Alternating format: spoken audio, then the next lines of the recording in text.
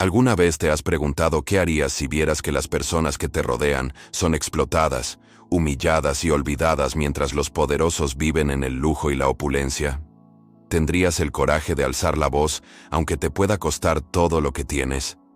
Esta es exactamente la historia que vamos a contar hoy. La historia de un hombre sencillo, que se convirtió en una de las voces más poderosas contra la injusticia social en la historia de la humanidad. Estamos en el siglo VIII a.C., alrededor del año 760, en el reino norteño de Israel, durante el reinado de Jeroboam II. Esta fue una época de gran prosperidad económica para Israel.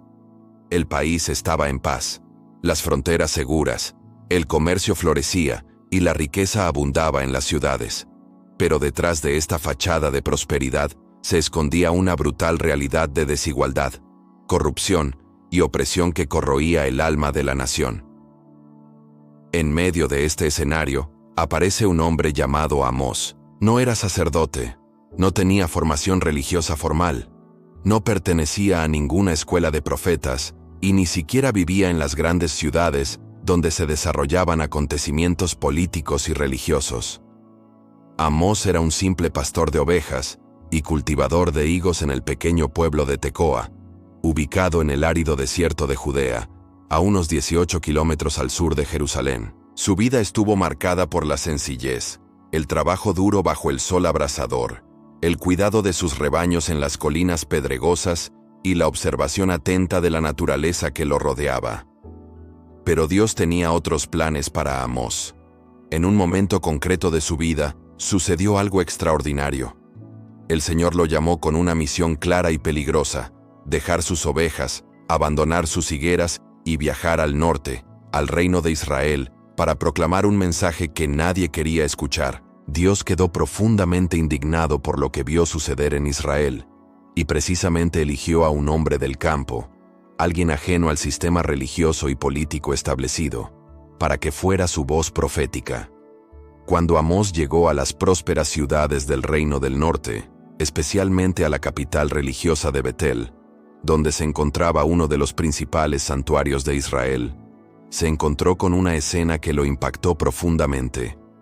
Las calles estaban llenas de marcados contrastes. A un lado, vio lujosas mansiones construidas con piedras talladas, decoradas con marfil importado, donde los ricos celebraban extravagantes banquetes, recostados en ornamentados divanes, bebiendo vino en copas de plata y ungiéndose con los más finos aceites perfumados. Se comían los corderos más tiernos del rebaño y los terneros más gordos del establo, mientras cantaban al son de arpas e inventaban instrumentos musicales. Al otro lado de las mismas calles, Amós vio cómo familias enteras eran desalojadas de sus tierras ancestrales porque no podían pagar deudas que habían sido manipuladas por acreedores sin escrúpulos. Vi a hombres honestos ser vendidos como esclavos por deudas insignificantes, a veces por el precio de un par de sandalias. Vi viudas y huérfanos siendo expulsados de sus hogares, sin nadie que los defendiera. Vi comerciantes deshonestos usando balanzas falsas, mezclando paja con trigo y esperando ansiosamente el final del sábado para volver a explotar a los pobres. Vi jueces aceptando sobornos en los tribunales, pervirtiendo la justicia en favor de los ricos y poderosos, mientras los inocentes eran condenados sin tener derecho a defensa. Lo que más enojó a Amós fue darse cuenta de que toda esta injusticia ocurría en nombre de la religión. Los templos estaban llenos de gente que ofrecía elaborados sacrificios, cantaba himnos y celebraba fiestas religiosas con gran pompa y circunstancia. Había ofrendas de cereales, libaciones de vino, holocaustos de animales gordos y cánticos de alabanza que resonaban en las paredes de los santuarios. Superficialmente, parecía que Israel era una nación extremadamente religiosa y devota. Pero Amós, con sus ojos entrenados por la vida en el campo y su sensibilidad agudizada por el llamado divino, vio más allá de esta hipocresía. Se dio cuenta de que toda esa religiosidad era solo una fachada, una máscara para ocultar la podredumbre moral que existía detrás. Fue entonces cuando Amós empezó a profetizar, y sus palabras fueron como relámpagos que rasgaban el cielo, como truenos que resonaban en los valles, como fuego que consumía la hipocresía establecida. No utilizó lenguaje diplomático, no intentó suavizar su mensaje para hacerlo más aceptable para los delicados oídos de la élite. Sus palabras fueron directas, crudas, confrontadoras e imposibles de ignorar. Comenzó su profecía de manera estratégica y brillante. Primero, denunció los pecados de las naciones vecinas de Israel: Damasco, Gaza, Tiro, Edom, Amón y Moab. La multitud que lo escuchaba ciertamente estuvo de acuerdo y aplaudió, complacida de ver cómo se condenaba a los enemigos de Israel. Pero entonces, sorprendentemente, Amós dirigió su artillería profética contra el mismo pueblo que lo escuchaba. Declaró que Israel era aún más culpable que las naciones paganas porque conocían la voluntad de Dios, y sin embargo, deliberadamente, decidieron desobedecerla. Amós proclamó que Dios estaba disgustado con las fiestas religiosas de Israel, que aborreció sus fiestas solemnes, que no pudo soportar sus asambleas, que rechazó sus holocaustos y ofrendas. Dios no vería con agrado las ofrendas de paz de animales gordos que presentaba el pueblo. Quería que le quitaran el ruido de sus canciones, para no oír la melodía de sus arpas. Lo que Dios realmente quería era algo mucho más radical y transformador: que la justicia fluyera como aguas, y la rectitud como un arroyo perenne que nunca se seca. El profeta denunció específicamente a las mujeres de élite de Samaria, llamándolas las vacas de Basán, una región conocida por su ganado gordo y bien alimentado. Porque oprimieron a los pobres, aplastaron a los necesitados, y dijeron a sus maridos que trajeran más vino para que pudieran beber. Profetizó que serían tomados cautivos con ganchos, como se hace con el ganado, y arrastrados por las brechas de las murallas de la ciudad. Amós se enfrentó directamente a quienes transformaron la ley en ajenjo, una planta amarga y venenosa, y arrojaron la justicia por tierra. Denunció a quienes pisoteaban a los pobres y les extorsionaban tributos de trigo, construyendo casas de piedra labrada en las que nunca vivirían, y plantando viñedos deseables de los cuales nunca beberían el vino. Expuso públicamente cuántas eran las transgresiones de los ricos y cuán graves eran sus pecados, porque perseguían a los justos, recibían sobornos e impedían que los pobres tuvieran justicia en los tribunales. El profeta describió con inquietante detalle cómo los comerciantes esperaban ansiosamente el final de las festividades religiosas y preguntaban cuándo pasarían la luna nueva y el sábado para poder abrir sus mercados nuevamente. Reducir la medida, aumentar el precio, falsificar las balanzas engañosas y vender hasta los desperdicios de trigo. Querían comprar a los pobres por dinero y a los necesitados por un par de sandalias, convirtiendo a los seres humanos en mercancías desechables. Pero Amós no solo denunció el presente, sino que también anunció el futuro con escalofriantes detalles. Profetizó que vendría sobre Israel un día de juicio terrible, un día de oscuridad y no de luz. Como cuando alguien huye de un león y se encuentra con un oso, o entra en una casa y pone la mano en la pared y lo muerde una serpiente. Habría llanto en cada plaza y gritos de lamento en cada calle. Se llamaría a los agricultores a llorar y a los dolientes profesionales a llorar. En todas las viñas habría llanto, porque Dios pasaría por el pueblo en juicio. La valentía de Amós al proclamar estas verdades incómodas no pasó desapercibida para las autoridades. El enfrentamiento final tuvo lugar en Betel, principal santuario religioso del Reino del Norte, donde Amós profetizaba con su potente voz y sus palabras incendiarias. Fue entonces cuando Amasías, el sacerdote principal de Betel, un hombre profundamente conectado con el establishment político y religioso, alguien que se benefició directamente del sistema corrupto que Amós denunció, decidió que era hora de callar a ese problemático profeta. Amasías envió un mensaje urgente al rey Jeroboam II, diciéndole que Amós estaba conspirando contra él en medio de la casa de Israel y que la tierra no podía soportar todas sus palabras. Acusó falsamente a Amós de predecir la muerte violenta del rey a espada y el exilio del pueblo fuera de su tierra. Después de enviar esta queja al rey Amasías, éste confrontó personalmente a Amós, ordenándole con arrogancia y desdén que huyera de regreso a la tierra de Judá, de donde había venido. que allí se ganaría el pan, y que profetizaría allí, pero que nunca más profetizaría en Betel, porque ese era el santuario del rey y el templo del reino. La respuesta de Amós fue magistral y reveladora. No retrocedió, no rehuyó, no suavizó su mensaje. Al contrario, reafirmó su identidad y misión con claridad meridiana. Dijo que no era profeta de oficio, ni hijo de profeta, es decir, no se había formado en ninguna escuela profética, no pertenecía a ningún gremio religioso, no formaba parte del sistema establecido. Él era solo un pastor de ganado y un cultivador de sicomoros. Pero el Señor lo había apartado de seguir al ganado y le había dicho que fuera y profetizara al pueblo de Israel.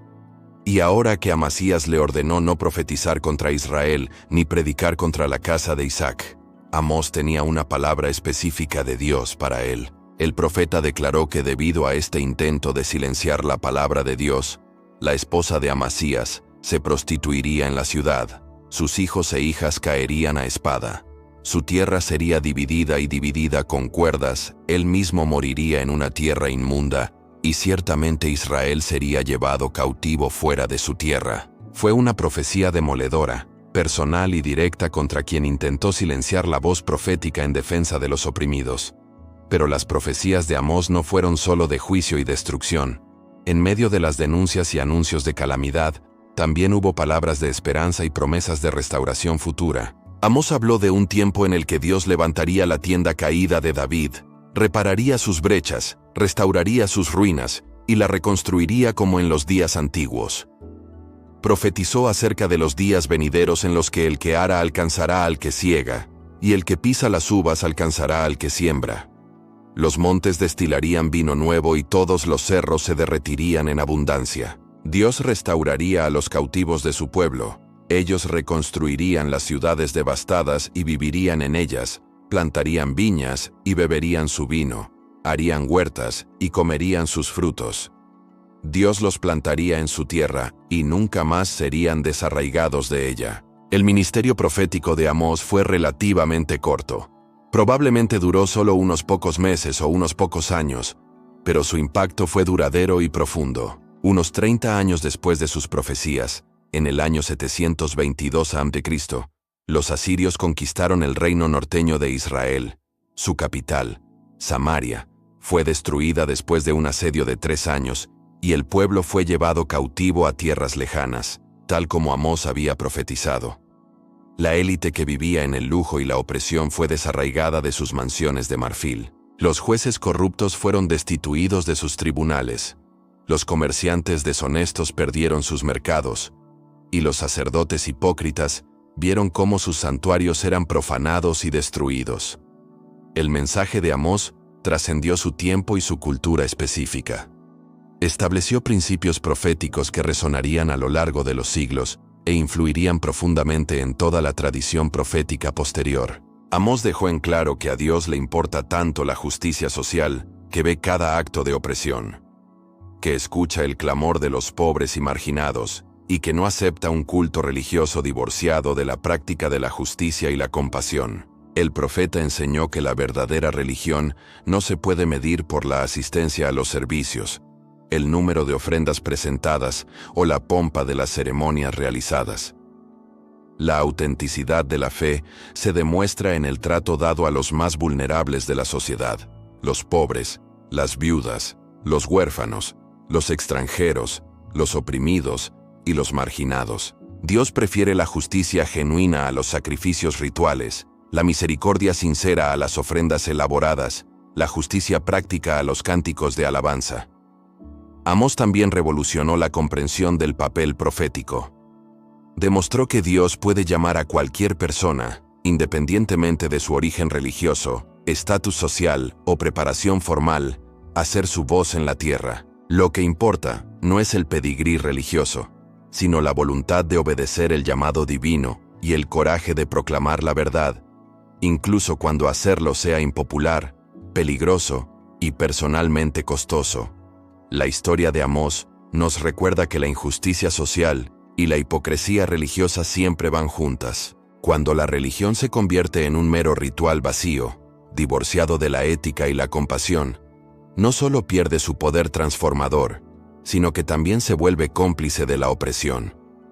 Los poderosos siempre han tratado de utilizar la religión como herramienta para legitimar y perpetuar sus injusticias, creando una falsa sensación de aprobación divina para sus sistemas de explotación.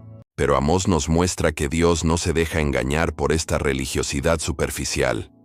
Ve a través de las impresionantes fachadas de los templos, escucha más allá de los cantos melodiosos, ve detrás de las generosas ofrendas, busca corazones genuinamente comprometidos con la justicia, manos dispuestas a ayudar a los necesitados, voces valientes que defiendan a los indefensos y vidas que reflejen su carácter de amor y rectitud. La figura de Amós también nos desafía a examinar nuestras propias sociedades contemporáneas. ¿Cuántas veces vemos situaciones similares a las que él relató? Sistemas económicos que benefician a unos pocos y explotan a la mayoría. Estructuras judiciales que favorecen a los poderosos a expensas de los vulnerables.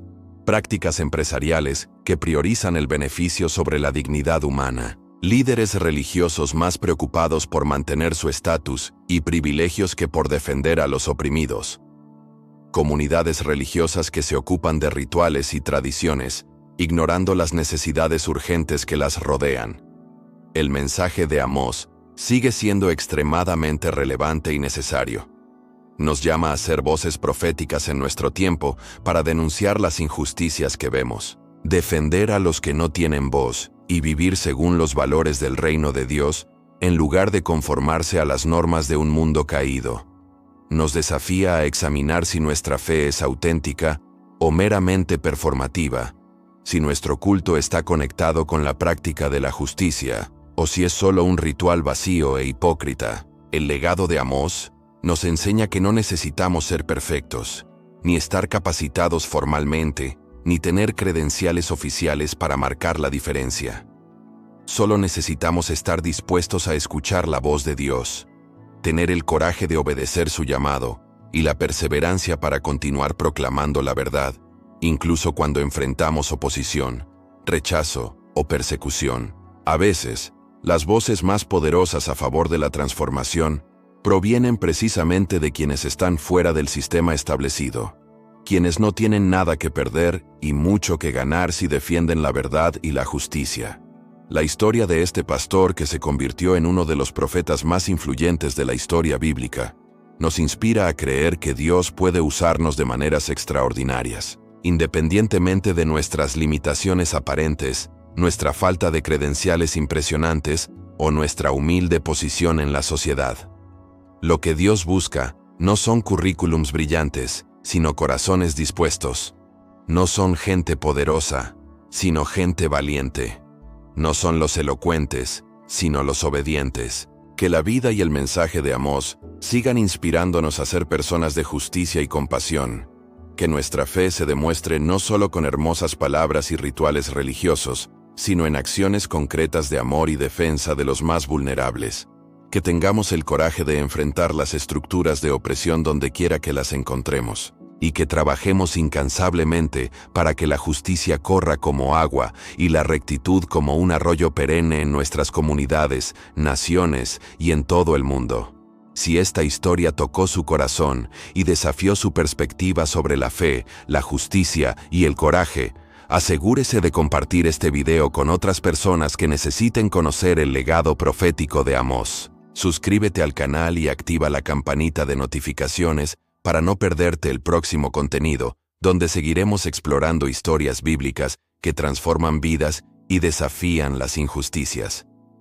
Deja en los comentarios qué parte de la historia de Amós te impactó más y cómo podemos en nuestro tiempo ser voces proféticas en defensa de los oprimidos. Su reflexión y compromiso son esenciales para que podamos continuar juntos en este camino de fe auténtica y justicia transformadora.